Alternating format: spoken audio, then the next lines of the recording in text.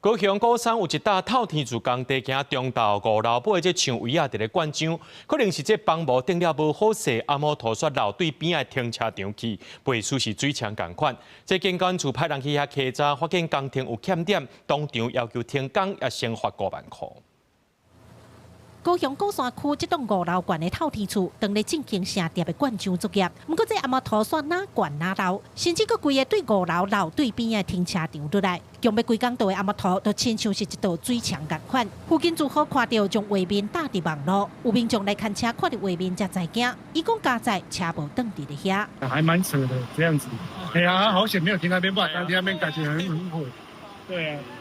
目前应该是还好，看起来还好。 真正好加载，灌浆的时阵无人无车伫咧下面，才无造成严重的伤害。监管处接到通报，也随会同相关工会技师到场稽查，虽望无立即成为危险，不过因为包括灌浆的方式甲帮无的工法拢有欠点，监管处也当场要求停工，同时针对起造、承造甲建造人分别裁罚5万块。